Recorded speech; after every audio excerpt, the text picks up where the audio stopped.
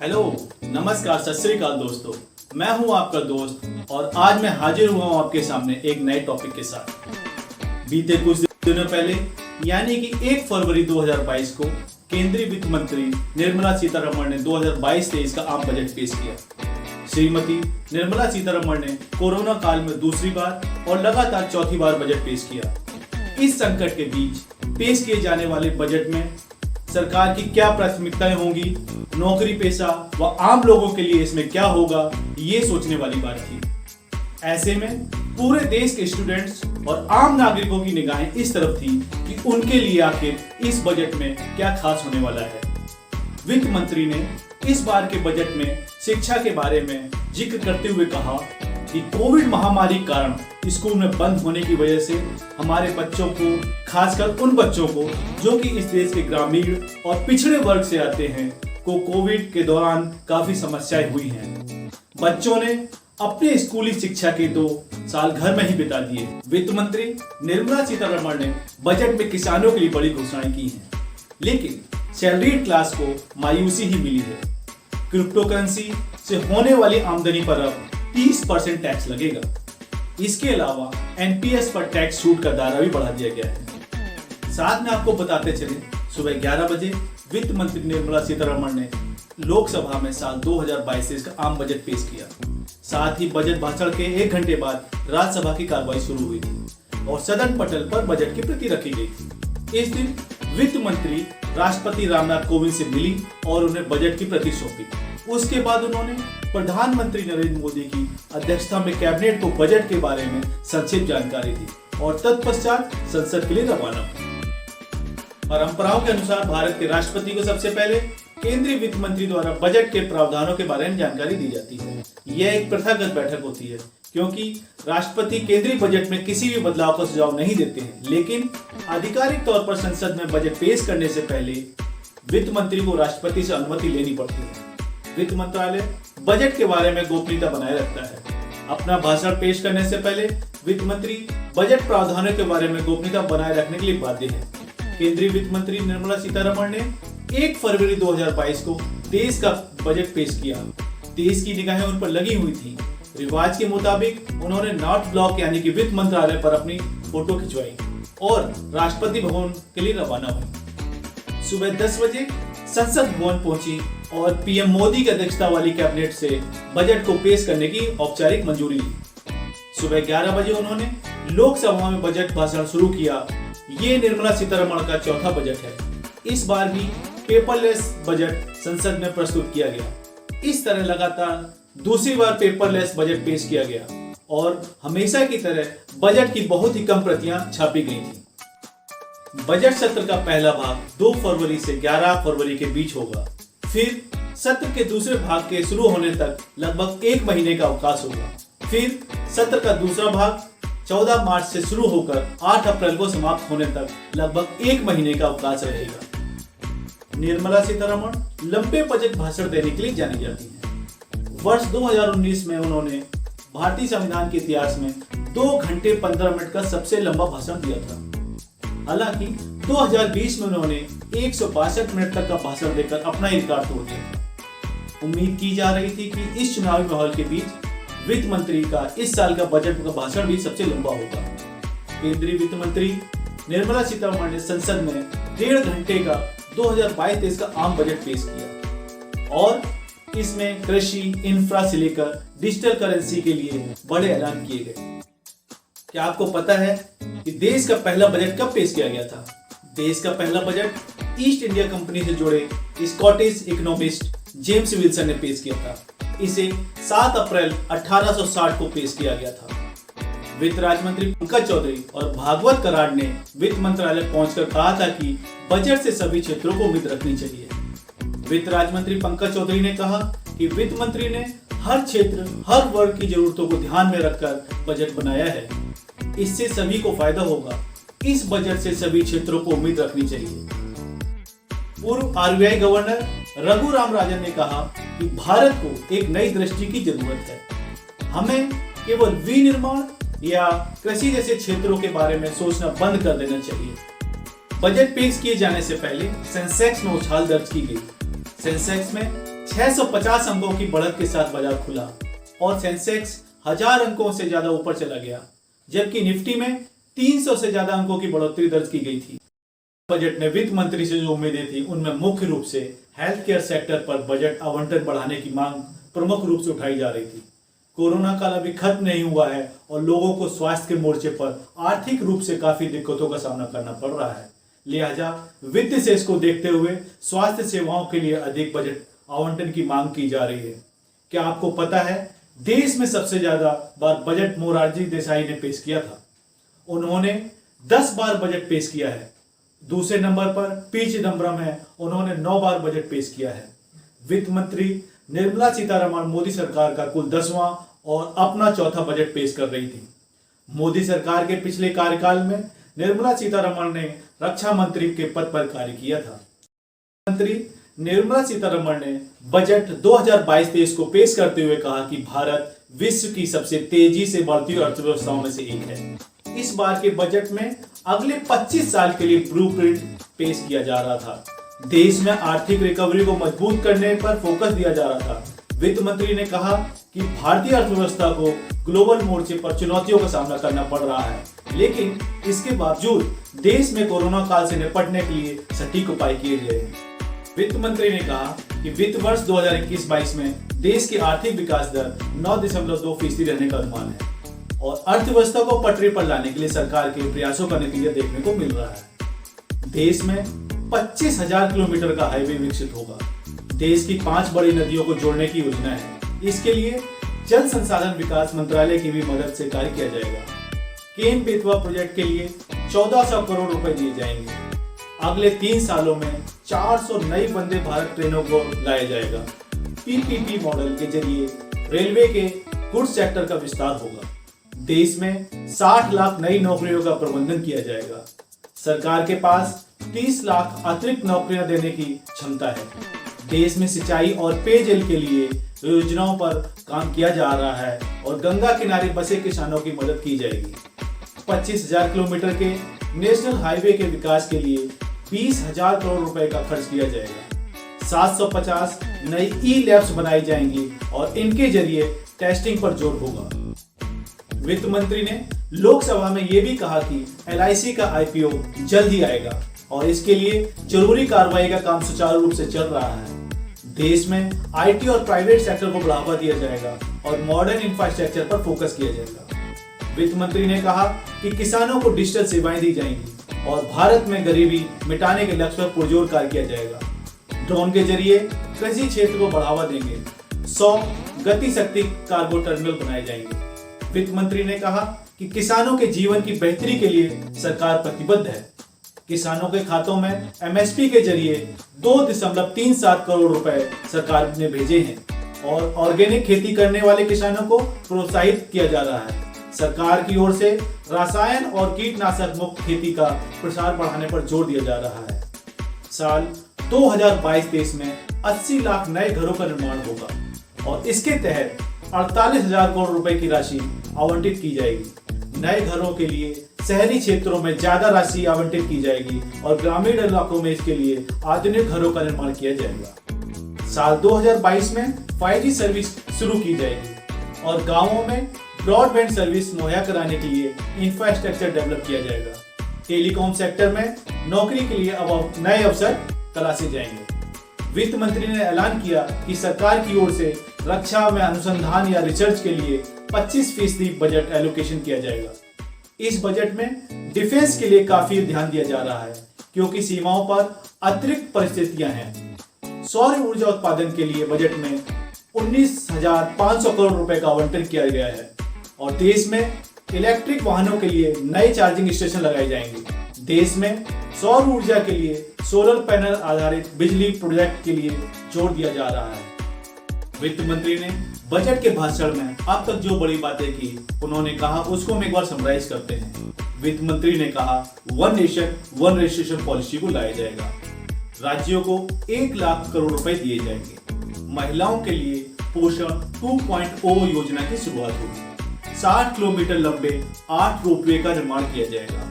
5वीं स्पेक्ट्रम के लिए ब्रॉडबैंड का आवंटन जल्द ही किया जाएगा। 3 करोड़ परिवारों तक नल से स्वच्छ पेयजल पहुंचेगा। सरकारी खरीद पेपरलेस होगी। निर्यात को बढ़ावा देने पर जोर देने के लिए SEZ की जगह नया कानून लाया जाएगा। 2 लाख आंगनबाड़ी महिलाओं को अपग्रेड किया जाएगा। महिलाओं के लिए 3 नई योजनाओं का शुरुआत किया जाएगा। वित्त मंत्री निर्मला सीतारमण ने टैक्स से जुड़े ITR के बारे में कहा कि इसकी गड़बड़ी में सुधार करने के लिए 2 साल का समय मिलेगा।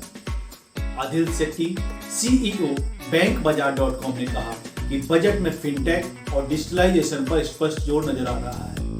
डिजिटलाइजेशन, फिनटेक और लेन देन की लागत कम करने पर स्पष्ट जोर है। ATM, net banking, payment apps के माध्यम से डाक बचत को सुचारू रूप से चलाने के लिए इन सिस्टम्स को आपस में कनेक्ट करके और इंटरलिंक करके डेटा शेयर करने से वरिष्ठ नागरिकों और ग्रामीण लोगों को सुविधा मिलेगी। रुपे और UPI के जरिए MDR शुल्क में सब्सिडी देने का फैसला सकारात्मक कदम है।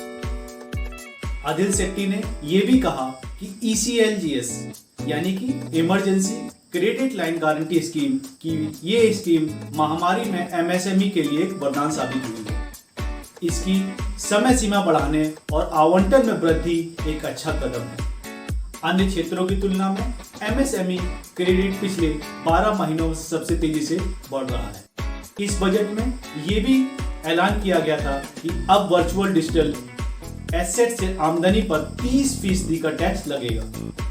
इसका अर्थ साफ है कि क्रिप्टो करेंसी भी इसके दायरे में आ जाएगी। क्रिप्टो करेंसी से आय पर 30% का टैक्स लगेगा। RBI साल 2022 में डिजिटल करेंसी लॉन्च करेगा और इसके जरिए डिजिटल करेंसी का देश में आधिकारिक लॉन्च होगा। वित्त मंत्री ने कहा कि RBI की डिजिटल करेंसी ब्लॉकचेन तकनीक पर आधारित है। डिजिटल करेंसी को मजबूत करने के लिए ढांचा बढ़ाया जा रहा है। वित्त मंत्री ने बजट भाषण के दौरान कहा कि जनवरी में GST कलेक्शन रिकॉर्ड स्तर पर आया है। आर्थिक गतिविधियों में तेजी से GST कलेक्शन में महामारी के बावजूद अच्छा उछाल देखा गया है।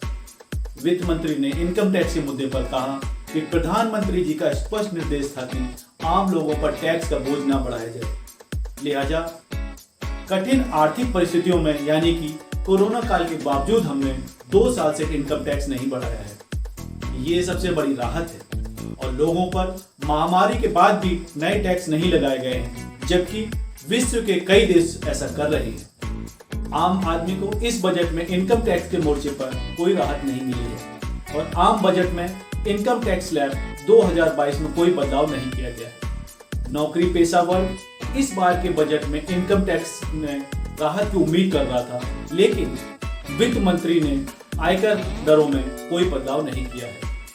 आखिरी बार टैक्स स्लैब में बदलाव 2014 में किया गया था। उस वक्त टैक्स छूट में सीमा 2 लाख से बढ़ाकर 2.5 लाख यानी कि 2.5 लाख कर दिया गया था। यानी लगातार 90 साल टैक्स स्लैब में कोई बदलाव नहीं किया गया है। इसका साफ अर्थ है कि टैक्स के रूप में जाने वाली पूंजी पर कोई बचत नहीं मिलेगी। विपक्ष कारपोरेट टैक्स और सरचार्ज में कटौती और इनकम टैक्स में कोई बदलाव नहीं करने पर इस विषय को मुद्दा बनाएगा। वित्त मंत्री ने प्रेस कॉन्फ्रेंस में कहा कि 80 लाख सस्ते घरों को देने की योजना के लिए 48,000 करोड़ रुपए का एलोकेशन होगा। इसका सबसे बड़ा फायदा गांवों और सब अर्बन इलाकों पर दिखेगा। इसके अलावा शहरी इलाकों में भी अफोर्डेबल हाउसिंग को सुलभ बनाया जाएगा। प्रधानमंत्री आवास योजना के तहत इसका फायदा जरूरतमंद लोगों को मिलेगा।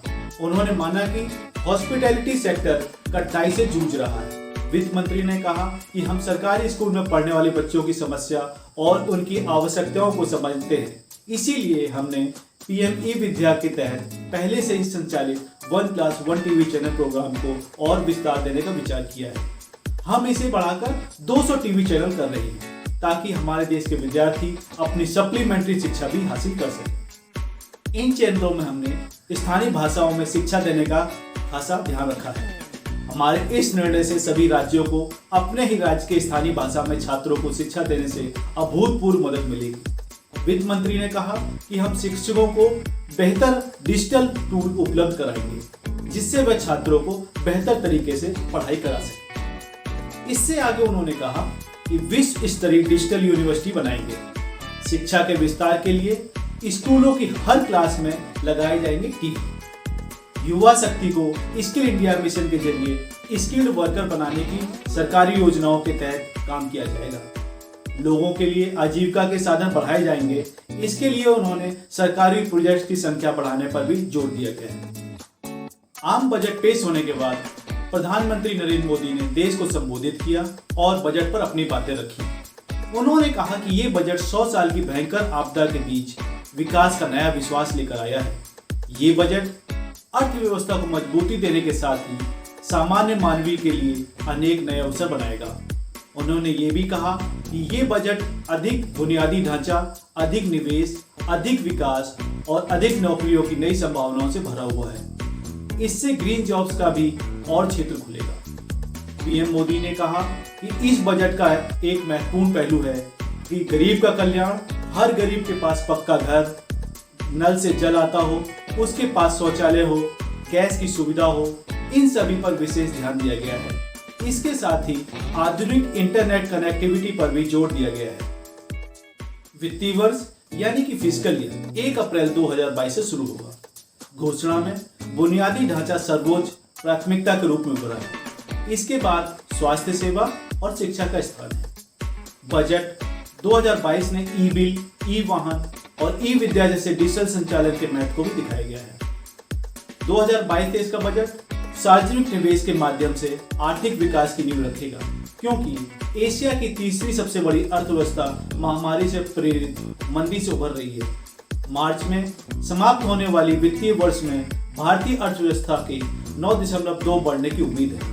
पिछले वर्ष यह 7.3 थी। बजट 2022 में क्या क्या चीजें सस्ती हुई हैं, सूची कुछ इस प्रकार है। वस्त्र यानी क्लोथ्स, मोबाइल फोन का charger, steel scrap, petroleum products के लिए रिक्वायर्ड केमिकल्स पर कस्टम ड्यूटी। इसमें रत्न, कैमरे के lens, frozen muscles, frozen squid, हींग, कोको बीन्स, मिथाइल अल्कोहल, सिरका अम्ल, हीरों के जवाहरात पर कस्टम ड्यूटी घटाई गई है और इस तरह हीरे के जेवरात सस्ते हुए हैं। विदेशों से आने वाली मशीनरी भी सस्ती हुई है।